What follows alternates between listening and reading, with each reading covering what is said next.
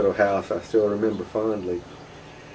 We moved from there to Rutledge Avenue over by the Medical University when I was 4, while Daddy built a house. And he built it himself in South Windermere, right behind the shopping center. What's interesting about that is it was mostly a farm back then.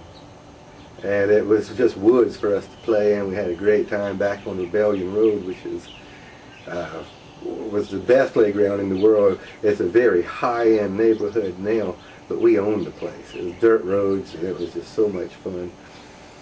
In South Windermere, I grew up with a whole lot of Jewish friends, and I remember very clearly thinking that Jewish people had a northern accent.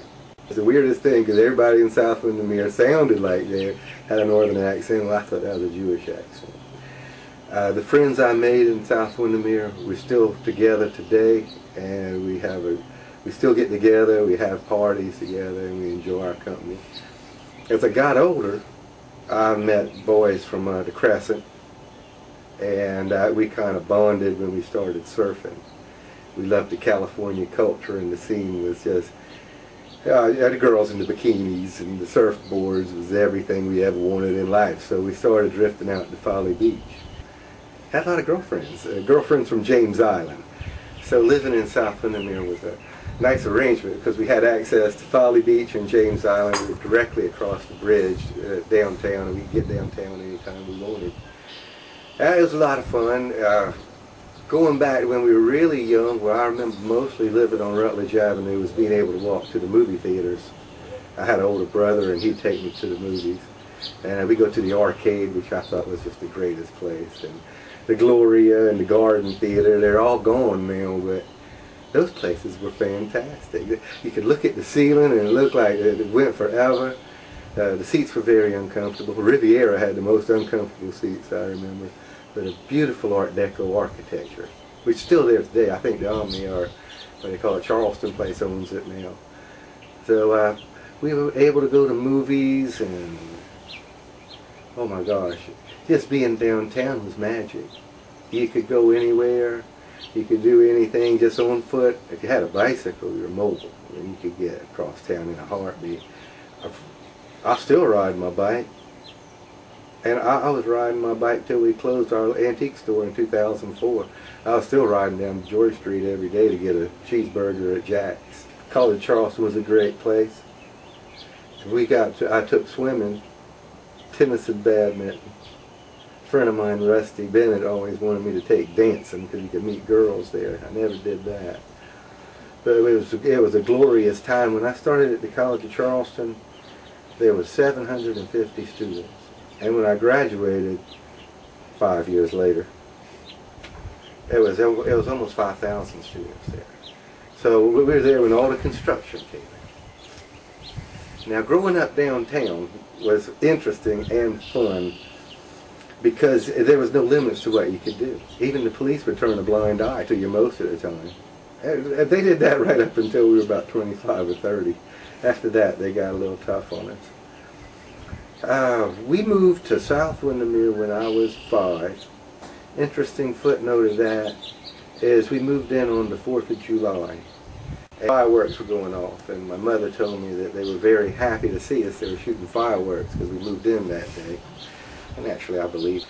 I bought my daddy's antique store in 1983, but that wasn't the first one. Peterson Antiques began after my father had retired from the Navy Yard. He was a ship inspector, and actually he built the wooden minesweepers. He was an inspector, and he would make sure there was no metal that would attract the mines to the sweeper itself. He retired pretty early, and he went crazy busy with his hands.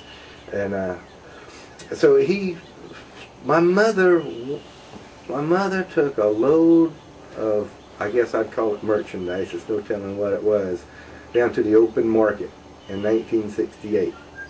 And she came back with $150. My name's Dan Peterson. I grew up in Charleston, and my dad looked at it, and he went down there the next day and met John, who had the Charleston Antiques flea market. Well, he had me for free labor, and back then there was no DSS. If you didn't work, you didn't eat. So Daddy had me, and he had my brother, and we bought a lot of merchandise. He was experienced in the auction industry because he was going to the Navy auctions all the time. We had Navy surplus pickup trucks, Navy surplus cars, no radios. And so when it got time to go into the antique business, he was prepared because he knew the auction business so well. It wasn't long before him and John Ward had about half the whole flea market, and that's where we began. So he had me to work. I was at the college at the time. We started he started that when I was 14, and we worked that business until I graduated. I had a brief stint where I moved out to Utah for 3 years, then came back and got back into the antique business. But that's the way it started. When Dr. Gatlin, the optometrist, retired, or when Dr. Gatlin passed away, I knew Jimmy and Jackie and Bobby Gatlin, and I said, Daddy, there's a store available in the antique district, King Street, and it was only it was $75 a month. Now that doesn't sound like much, but you could lay down on King Street and not worry about no cars running over you at the time. So it was slow, but there were some great people there. Herman Schindler was running his business then. He was alive and well, and that guy was just an icon. Jack Patla was one of the great antique dealers. George Berlant and Phil Slotin and Andy Slotin were there. Around then, Andy Golden moved in, and oh, we just had a glorious time. John Gibson was there. A person a lot of people might remember was Jim Burton and Ray Horseclaw. And everybody was there. The rent was cheap. Life was great, and Daddy just filled the store up with hands and treasures and junk, and the business just took off. Didn't have to make much when they went up to $120 a month. I think stayed open a little bit later on Saturdays, and we had a friend down the street, and some old-time member. What's Mr. Hoffman's name?